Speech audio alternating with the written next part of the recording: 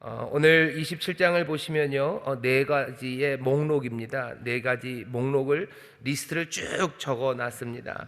이 리스트를 적어 놓은 게 도대체 무슨 의미가 있는지 오늘 좀 말씀을 더 살펴보려고 합니다. 효화행복 펴시죠. 여기 보면 우리의 방패가 되시는 하나님이라고 제목이 있고요. 그리고 요절 말씀으로 1절이 적혀져 있습니다. 우리 1절만 다 같이 한 목소리로 읽겠습니다. 이스라엘 자손의 모든 족장과 천부장과 백부장과 왕을 섬기는 유사들이 그 인수대로 반차가 나누이니 각 반열이 2만 4천 명씩이라 1년 동안 달마다 체번하여 들어가며 나왔으니. 아멘. 감사합니다. 여기 효화행복 교재를 보시면요, 여기 역대상 27장의 내용에 좀 중요한 거 하나를 잘 정리를 해놨습니다.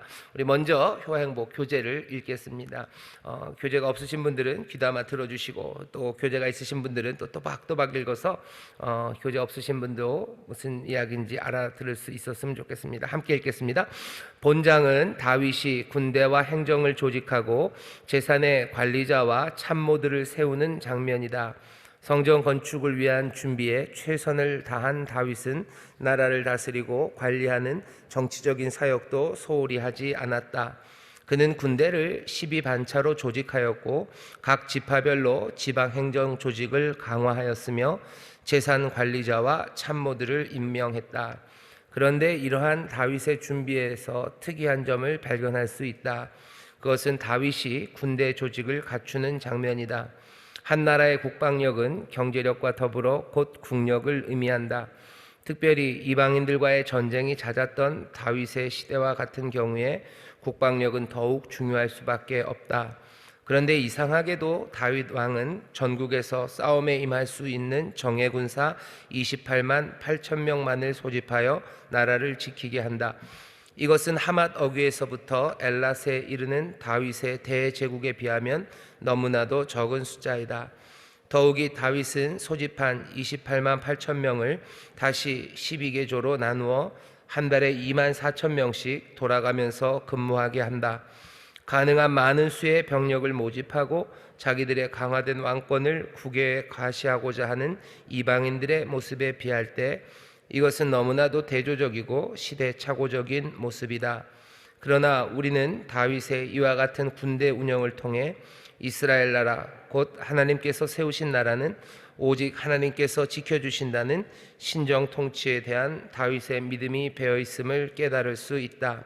세상 사람들은 자신을 믿지만 우리는 하나님을 믿는다. 세상 사람들은 경제력, 기술력, 국방력 등을 의지하지만 우리는 하나님의 도우심을 의지한다. 우리를 보호하시는 분은 만물을 창조하시고 주관하시는 하나님 아버지이시다. 아멘. 우리의 방패가 되신 하나님입니다. 다윗이 28만 8천 명만을 뽑아서 이 사람들을 2만 4천 명씩 12개 조로 나눴어요. 그래서 한 달에 한 번만 한 달에 한 팀씩 돌아가면서 국방을 지키게 합니다. 물론 뭐 전쟁이 나면 다 달려 나와야 되겠지만 적어도 2만 4천 명이 한 달은 책임을 집니다. 이렇게 돌아가면서 이 일을 하게 했죠. 여기 보면 뭐 들어오고 나가게 했다고 그랬어요.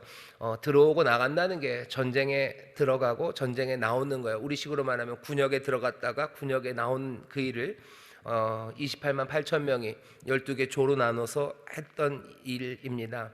하나님을 의지하기 때문이죠. 또 하나님이 힘이 되어 주신다는 걸 믿기 때문에 뭐 늘 군대들을 배치하고 할 수 있는 대로 다 쪽쪽 다 모아서 그냥 그 자기 나라를 지키려고 그렇게 애쓸 필요가 없었습니다. 하지만 오늘 말씀을 또 역대상 27장을 보면요, 그것만 있는 건 아닙니다. 그리고 27장은 아까 말씀드린 대로요, 4개의 목록이 나온다 그랬어요. 첫 번째는 아까 보신 것처럼 그 군대 조직입니다. 군대 조직이 하나 나오고, 그 다음에는 또 각 지파들 12지파에 누가 대장인지 12지파의 그 행정적인 그 대장들, 제일 윗선에 있는 사람들이 쭉 나와요. 그리고 세 번째 나오는 목록은 다윗의 재산입니다. 다윗의 재산을 지키는 사람들의 목록이 나오고, 그리고 나머지 마지막은 다윗의 참모들입니다. 다윗을 돕는 사람들, 다윗과 함께 작전 짜는 다윗의 뭐 싱크탱크 그러죠. 싱크탱크들이 누구였는지 그게 마지막 목록이 나옵니다. 네 개의 목록이 쭉 나와요. 그리고 뭐 여러분들도 읽으셔서 알겠지만 목록이 나오면 읽기가 굉장히 어렵습니다. 이거 뭐 혀도 잘 안 돌아가고요. 사람 이름도 익숙하지 않고 전에는 거기까지가 어려웠는데 요새는 저는 하나 더 어려운 게 있어요. 글씨가 잘 안 보여요. 이게 안에 하나 점이 있는지 없는지가 잘 모르고, 그러니까 괜히 읽다가 자신 있으면 읽는데 자신 없으면 그렇게 되죠.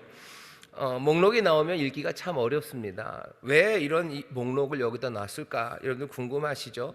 어떤 사람은 우리가 성경 통독하는데 우리에게 도전을 주시려고 이것도 읽나 못 읽나 보려고, 뭔 얘기인지도 모르는 걸 계속 읽나 못 읽나 보려고 여기다 뒀을까라고 생각하실 수도 있지만 그렇지 않습니다. 적어도 여기 있는 이 말씀을 이 이스라엘 사람들이 읽기 시작하고 또 유대인들이 읽었을 때는 좀 다른 느낌으로 읽습니다. 우리도 그 사람들이 이 말씀을 어떻게 느끼며 읽었는지를 좀 생각해야 돼요. 오늘 이 말씀이 적혀 있는 역대상, 역대하도 마찬가지지만 역대상하라는 역사책은 모든 역사책이 그렇습니다. 여러분들 조선시대 역사책을 뭐 조선시대 그때 쓰는 게 아니죠. 지금도 조선시대 역사책을 쓰고요. 뭐 지금도 고려시대, 삼국시대 역사책을 씁니다. 역사는 늘 그 이후에 기록을 합니다.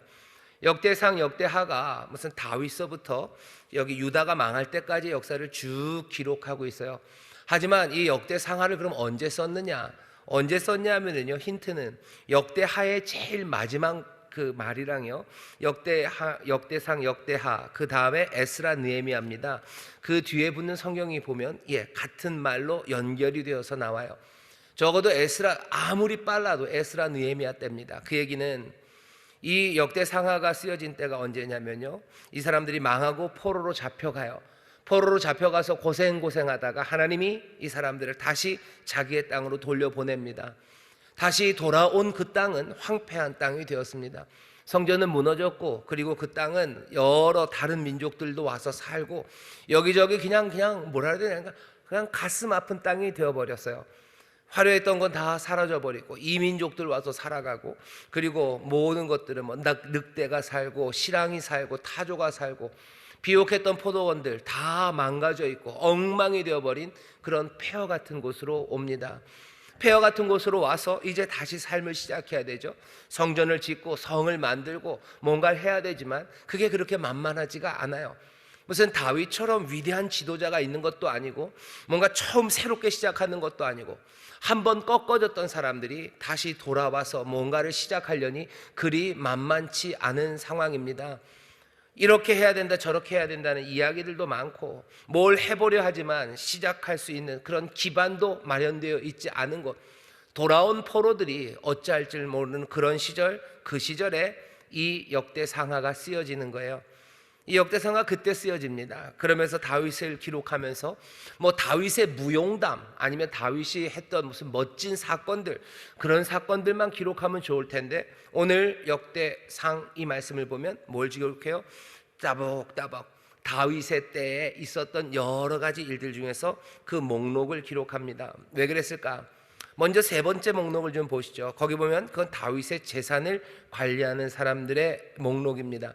재산 관리자가 있다는 건 꽤나 괜찮은 거예요. 여러분들은 재산 관리자가 있으셔요? 그러시네요. 자산 관리해 주는 분 계셔요?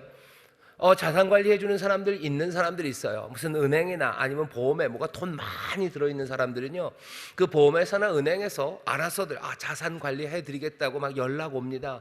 여러분들이 은행에다가 한 100억, 200억쯤 예금을 해놔 보셔요. 그 은행에서 싹 모셔가요. 그래서 자산관리자 붙여주고, 아니 그런 거 아니어도 정말로 재산 많은 사람들은 자기 재산을 관리하기 위해서 재산을 관리하는 사람이 필요하죠.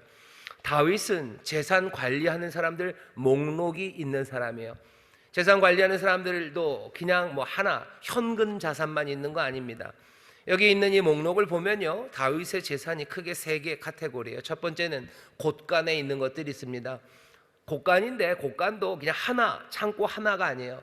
왕이 있는 어쩌면 그 도성의 곳간이 있고요, 전국 곳곳에 여러 곳간들이 있습니다. 그 여러 곳간을 관리하는 사람들이 있고요. 그게 25절 이야기죠.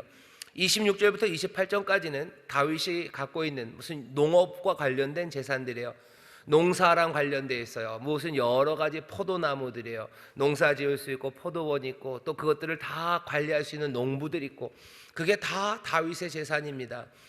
그 거대했던 이스라엘 왕국 곳곳에 다윗의 재산들이 있었습니다. 세 번째 카테고리는 뭐죠? 가축이에요. 가축도 그냥 하나만 있는 거 아니에요. 닭농사 짓고 아니면 돼지만 기르는 거 아니고 소만 기르는 거 아니고 소떼가 있고 약떼가 있고 그리고 나귀가 있고 양이 있습니다. 다윗의 재산이 쭉 보니까요, 이거 무슨 얘기예요? 다윗은 굉장히 부자입니다. 온 나라에 흩어져 있는 각양각색의 그리고 각종 종류의 재산이 참 많습니다. 동산, 부동산, 게다가 무슨 살아있는 가축들, 온갖 재산이 다윗에게 있는 거죠. 다윗은 부유해요. 역대상 29장에 보면 28절에 다윗이 죽을 때 이렇게 써 있어요. 늙도록 부하고 존귀하다가 죽습니다.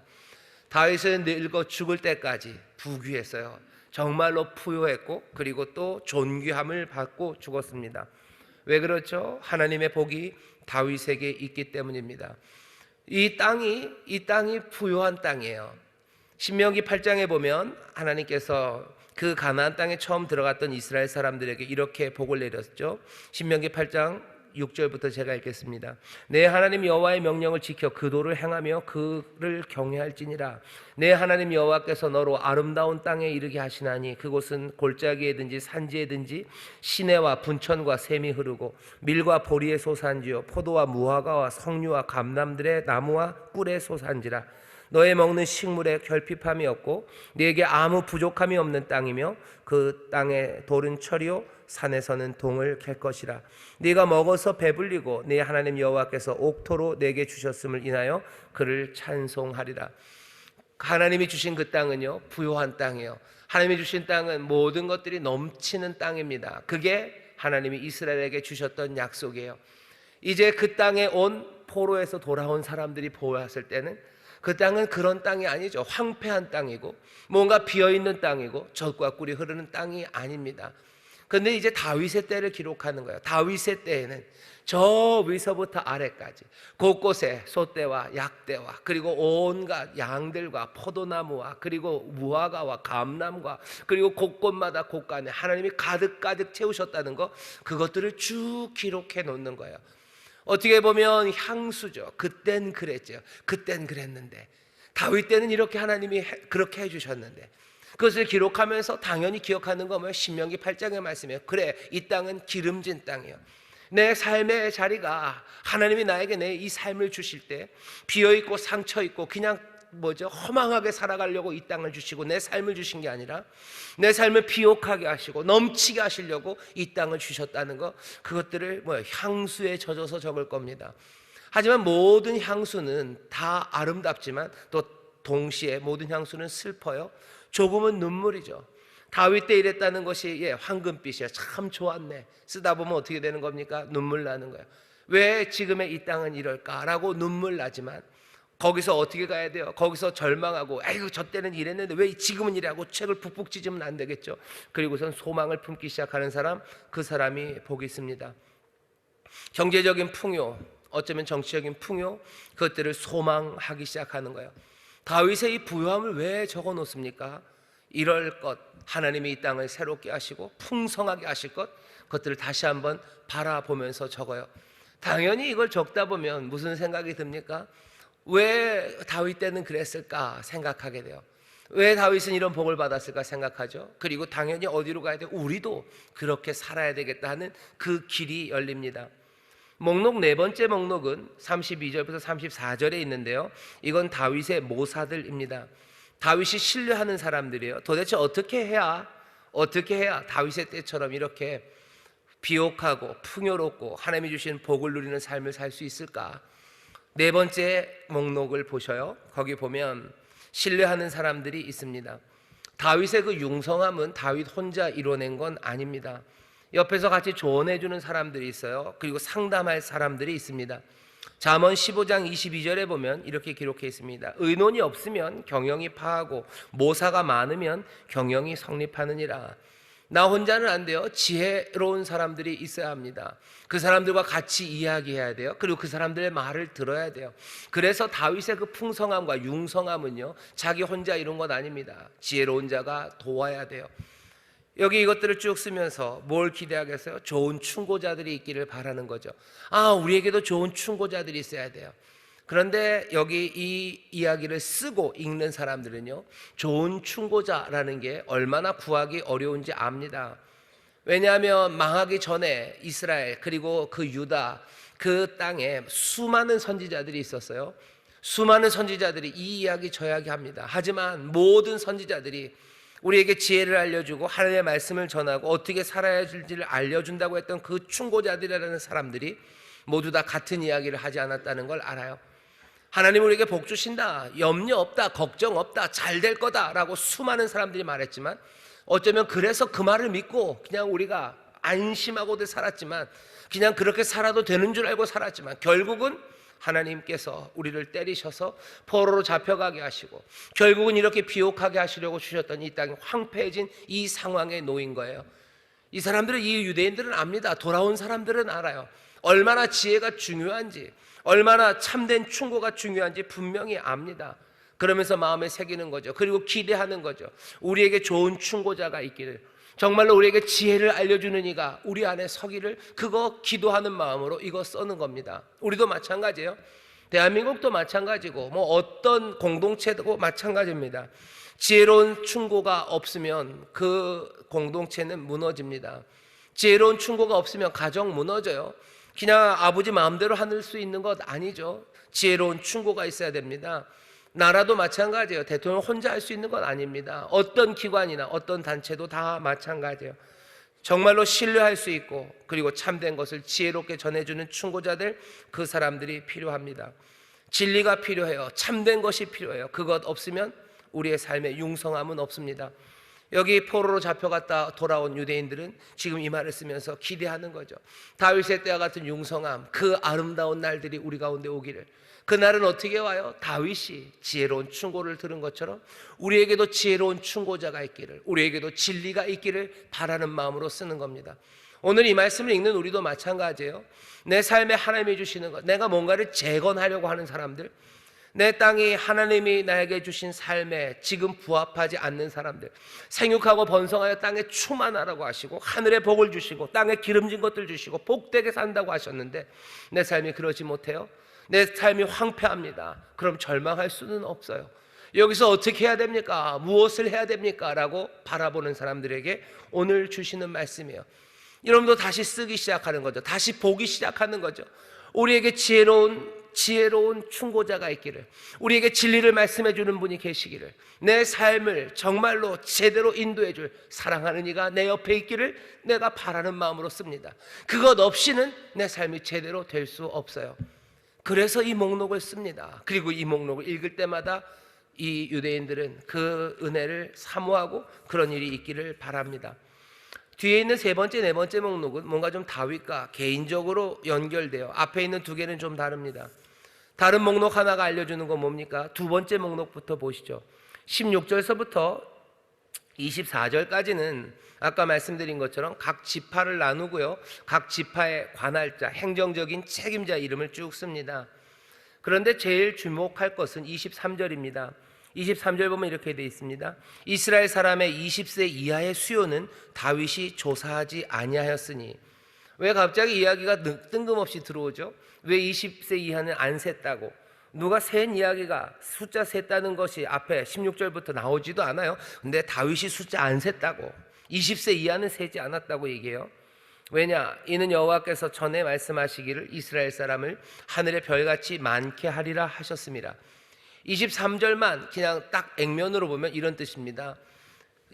다윗이 20세 이하는 안 셌어요. 그 위는 센 것 같아요. 하지만 아래를 안 셌으니까 전체 숫자가 몇 명인지는 몰라요. 왜 그렇게 했어요? 하나님이 약속하셨죠. 뭐냐면 이스라엘 사람을 하늘의 별같이 많게 하리라고 하셨어요. 하늘의 별처럼 많다는 건 셀 수 없이 많다는 뜻이에요. 셀 수 없이 많은 걸 세려고 하면 되겠습니까? 안 되겠죠. 그러니 20세 이하는 세지 않고 20세 이상만 셌습니다. 20세 이상은 왜 셉니까? 전쟁에 나갈 사람들의 숫자를 파악하기 위해서입니다. 실제적인 필요가 좀 있어요. 그래서 민수기 1장 3절에서요. 하나님이 모세에게 그렇게 시키셔요. 너 20세 이상만 쉬어라. 20세 이상 전쟁에 나갈 수 있는 사람들 숫자, 그 사람들만 세라라고 얘기하셔요. 그러니 23장, 오늘 우리 23절이 얘기해 주는 건 이런 겁니다. 다윗은 하나님의 명령대로 살았다라는 이야기를 하는 거예요. 20세 이상만 세라고 하셨으니 20세 이하는 세지 않았고, 20세 이하를 세지 않은 그 명령을 따른 것은 하나님의 약속, 내 백성을 하늘의 별같이 많게 하겠다는 그 약속을 액면 그대로 받아들였기 때문이다 라고 설명을 하는 겁니다.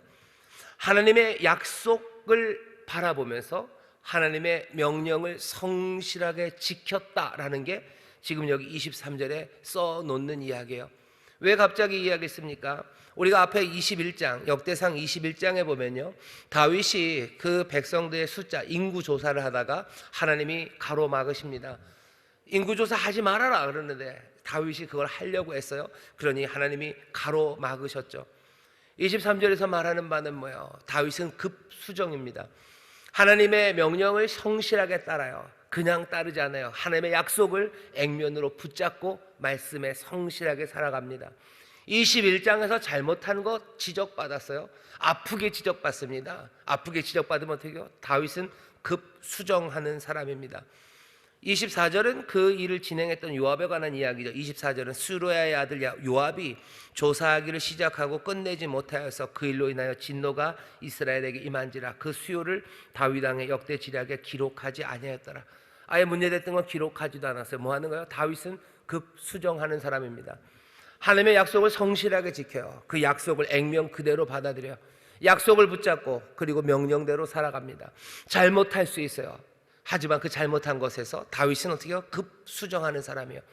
우리의 삶에 정말로 풍요와 그리고 하나님이 주신 약속이 이루어지려면 이 말씀도 기록하는 거죠. 왜? 자기들이 왜 끌려갔는지 알아요. 끌려갔다가 돌아와서 이 황폐한 곳에서 어쩔 줄 모르고 살아가는 이 삶이 어쩌다가 우리가 여기에 왔는지 압니다. 왜 여기에 왔어요? 하나님의 약속을 신뢰하지 않아서요. 하나님의 명령을 성실하게 따르지 않아서요. 자기들이 잘못된 길을 갔을 때 그것을 가르치는 그 말씀에 급히 수정하고 돌아서지 않았기 때문이에요. 쓰는 거죠. 하나님의 약속 액면 그대로 믿어야 돼요. 하늘에 별같이 많게 하신다. 셀 수 없다 그러면 그러면 셀 수 없다고 믿는 거예요.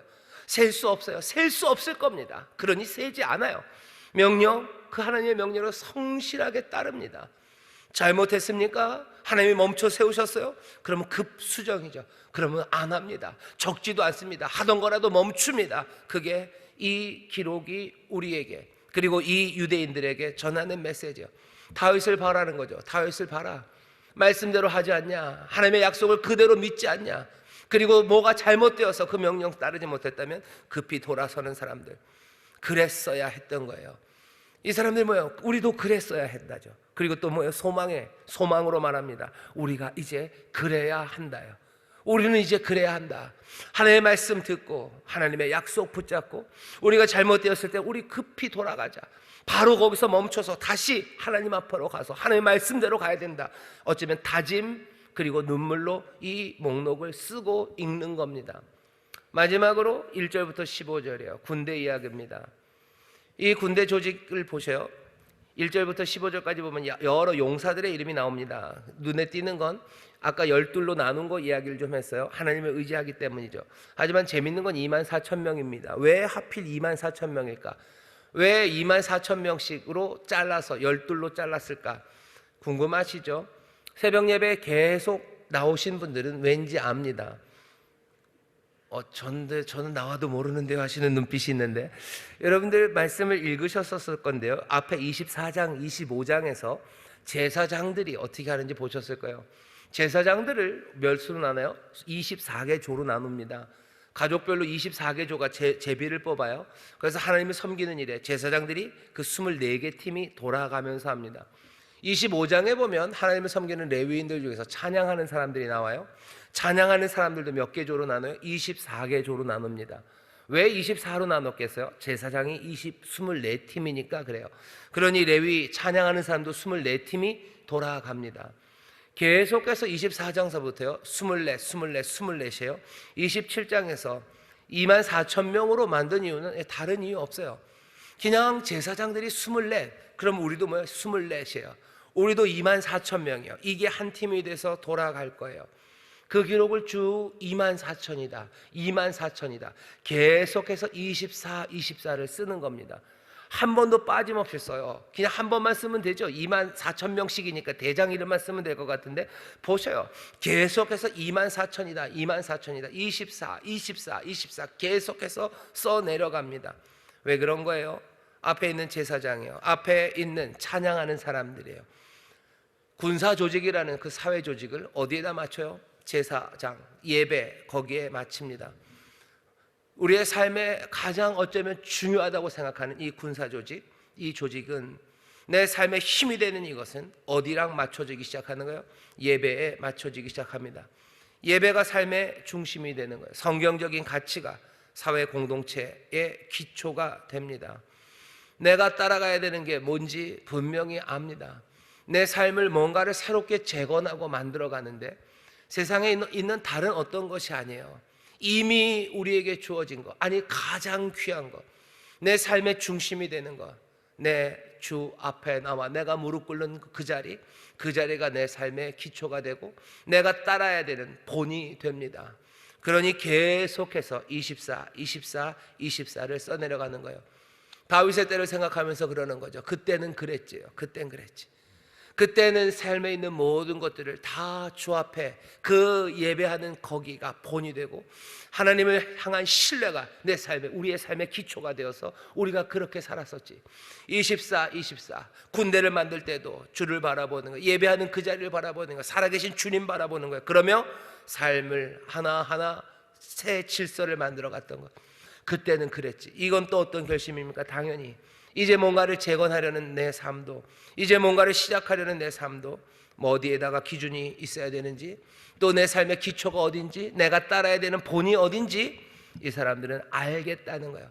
하나님 섬기는 것, 하나님 예배하는 것, 그것이 내 삶의 기초가 되고 내 삶의 본으로 따라야 될 건 다른 것 아니죠. 내가 예배하는 그분, 내 삶은 그분을 따라갈 거예요. 여기 있는 이 포로로 잡혀갔다 돌아온 사람들이 이 목록들 4가지를 쓰면서요 내 삶이 어떻게 새로워질 수 있는지 그것들을 하나하나 다윗의 때를 바라보며 생각합니다. 오늘 우리는 다윗과 직접적으로 연관은 없어요. 하지만 다윗 왕 그 다윗의 위에서 나오시니 우리는 예수 그리스도, 우리는 또 그분을 바라봅니다. 우리의 삶이 어떻게 새로워집니까? 죽을 수밖에 없었던 우리를 살려내셨어요. 그리고 여기서부터 우리의 삶은 어떻게 만들어져 가야 합니까? 우리 아까 얘기를 했어요. 지혜로운 분 계셔야 돼요. 지혜로운 이가 내 삶을 충고해야 돼요. 지혜로운 이가, 사랑스러운 이가, 친구가. 왕의 벗이라고 후세가 그러죠. 후세는 왕의 벗이에요. 벗이 있어야 돼요. 지혜로운 친구 있어야 돼요. 지혜로운 친구가 말하면 내가 그 말 듣고 살아가야 돼요. 내 삶에 지금 어떻게 뭔가를 만들려고 하는 사람들, 여러분들에게 좋은 친구가 계셔요. 지혜로운 친구가 계셔요. 여러분들에게 삶의 길을 말하시는 분이 여러분들 곁에 계십니다. 그러니 오늘은 그것 읽는 거예요. 그리고 그분 만나는 거예요. 그리고는 여기 있는 이 말씀처럼 소망을 가지셔야 되죠. 여러분들에게 좋은 친구 있습니다. 여러분들에게 지혜로 정말로 사랑하심으로 우리의 삶을 우리가 꿈꾸고 우리에게 주신 꿈을 이루어갈 수 있도록 우리 인도하시는 분, 그분이 우리에게 계셔요. 그분의 이야기를 들으십시오. 그리고 그분과 함께 하십시오. 좋은 친구가 우리 가운데 있어요. 외롭지 않아요. 인생에 내가 무슨 지혜가 있을까? 아니 어쩌면 내가 지혜가 없을지 몰라도 내 벗이 되신 그분, 우리를 사랑한다 하시고 우리를 친구라 하시고 정말로 자기의 생명을 우리에게 주심으로 우리의 친구 되심을 분명히 하신 그 로고스, 그 말씀, 그 지혜가 우리와 함께 하십니다. 두려워 마셔요. 그분의 이야기를 들으셔요. 그리고 또 두 번째 리스트에서 우리 뭐 봤어요? 우리가 그분 앞에서 급수정해야 될 때 있습니다. 그분이 하시는 약속, 그분이 인도해 주시는 그 길, 하나님 사랑하라고 하시고 네 마음을 다해서 목숨을 다해서 뜻을 다해서 힘을 다해서 너 하나님 사랑하라고 그분이 얘기하셔요. 그분이 네 이웃을 내 몸처럼 사랑하라고 얘기하셔요. 그 약속을 그리고 그 명령을 성실하게 지켜가고 그것 따라가지만 우리가 넘어질 때 있습니다. 하나님 사랑하지 못하고 우상 숭배하고 아니면 내 이웃을 내 몸처럼 사랑하지 못하고 의를 행하지 못하고 내 이익을 위해서 내 만족을 위해서 행해서 넘어졌을 때 뭐예요? 급수정이죠. 급수정하셔야 돼요. 성령님이 우리를 책망하셔요. 주의 음성 듣게 하시고 내가 잘못된 길을 가면 내가 죄에 대해서 의에 대해서 심판에 대해서 잘못했을 때마다 성령님 우리를 책망하시고 우리를 인도하시는 보혜사가 우리와 함께 하셔요. 거룩하게 하시는 영이에요. 우리에게 생명을 채우시는 영이에요. 성령님 우리와 함께 하십니다. 여러분들 그러니 내 삶을 다시 새롭게 만들 수 있습니까? 예, 만들 수 있습니다. 말씀 따라 살아가게 하시고 그 약속 붙잡게 하시고 그리고 또 우리를 책망하심으로 다시 그 진리로 나오게 하시는 성령님 우리와 함께 하셔요. 주가 우리와 함께 하시고 성령님 우리를 도우셔요. 그러니 이제 뭐 얘기하겠습니까? 우리에게 바라봐야 될 것, 마지막으로 우리에게 뭐가 있어요? 우리가 바라볼 분이 계셔요. 내 삶이 어디에 기반합니까? 내 삶이 무엇을 따라갑니까? 내 삶의 기초, 내 삶이 어디서 나왔는지, 내 삶의 부르심이 어디인지 우리는 알아요. 하나님 아버지가 우리를 부르셨어요. 그 은혜로 살아갑니다. 내 삶은 무엇을 따라갑니까? 이 사람들이 24를 써내려간 것처럼 내 삶도 하나님의 은혜, 하나님의 은혜, 하나님의 은혜, 하나님의 은혜, 그 은혜의 능력으로 살아가고 그리고 그 은혜에 따라 살아갑니다. 내 삶에 두려운 것 많아요. 내 삶에 그래서 낙심할 것 많아요. 하지만 그 은혜를 써가면서 살아가는 거예요. 그 은혜 위에 내 삶이 서 있음을 아는 거예요. 그 은혜 위에 든든한 믿음의 반석 위에 내가 서 있음을 확인하면서 하나하나 내 삶에 새로운 것들을 만들어내는 사람들, 그 사람들이 포로로 잡혀갔다 돌아와서 황폐한 곳에 있지만 새 꿈을 꾸면서 하나님의 복된 삶을 향해 나아갈 수 있는 사람들입니다. 이스라엘 사람들은 이 다윗의 여러 목록들을 쓰면서요, 그날을 기억해요. 그 향수를 다시 한번 바라보고 거기에서 소망을 찾았던 것처럼 우리는 오늘 우리 앞에 있는 리스트가 분명합니다. 사순절이요, 십자가, 그 십자가의 도, 십자가의 말씀, 십자가의 지혜입니다. 그 십자가의 도, 십자가의 말씀, 십자가의 지혜가 세상에 멸망받을 사람들에게는 그냥 어리석고 미련한 것일지 몰라요. 하지만 구원을 얻은 우리에게는 하나님의 능력이 됩니다. 우리로 새 삶을 만들게 하는 능력이 됩니다. 십자가 앞에 나와서 주께 물으시고 주께 들으셔요. 십자가 앞에 나와서 터져서 쏟아져 나오시는 그 성령의 도우심 가운데 새롭게 말씀에 순종하시고 새롭게 복된 길 걷기 시작하시고 잘못된 길에서 돌아서시고 그 거룩함으로 나오시고 그 십자가 그 앞에서 부어주시는 사랑의 아버지, 그 한량없는 은혜와 변치 않는 성실한 인자로 우리를 대하시는 그 하나님, 그 하나님을 내 삶의 본으로 삼으셔요. 우리가 그분을 본으로 삼는다는 건 우리가 그분의 형상이라는 뜻입니다. 그분의 형상으로 삼으셔요. 아버지를 본으로 삼으셔요. 그거 꼭꼭 눌러 쓰시면서 사십시오. 하나님의 은혜가 여러분과 함께 하십니다. 그 은혜 붙잡고 은혜 따라 살아가는 여러분 되시기를. 십자가 아래서 오늘 우리가 이 목록을 다시 한번 봅니다. 여기 그런 십자가 앞에 있는 사람들이 보고 있습니다. 여러분들 보고 있습니다. 하나님의 은혜로 그리고 성령님의 도우심으로 그리고 도우시는 또 함께 하시는 주님의 놀라우신 지혜로 여러분의 삶이 새로워질 줄 믿습니다. 우리의 삶이 새로워질 줄 믿습니다. 기도하겠습니다. 하나님 감사합니다.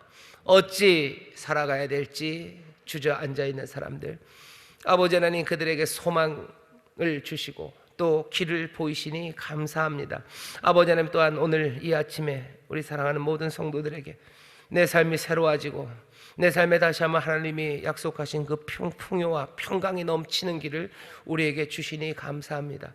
십자가 그 앞에서 정말로 우리를 사랑하시는 우리의 친구 되신 예수님, 정말로 지혜로우신 그분을 만나게 해 주옵시고 날마다 우리를 생명의 길로 말씀 따라 살아가는 길로 우리를 거룩함으로 인도하시는 성령님의 인도하심 받게 하여 주옵시며 정말로 우리의 삶이 그분의 은혜 안에 있음을, 아버지의 은혜 안에 있음을 기억하며 그 은혜 따라 살아가는 우리 모두가 되게 하여 주옵소서. 주여, 이 길이 우리에게 주시는 복된 길이요, 여기에서부터 새로움이 시작되는 줄 믿사오니 서로 격려하며 이 길을 갑니다. 말씀대로 이루어 주시고 정말로 하늘의 것으로 우리를 채우시고 넘치게 하시며 인도하여 주옵소서. 감사드리며 예수님 이름으로 축복하며 기도하옵나이다. 아멘.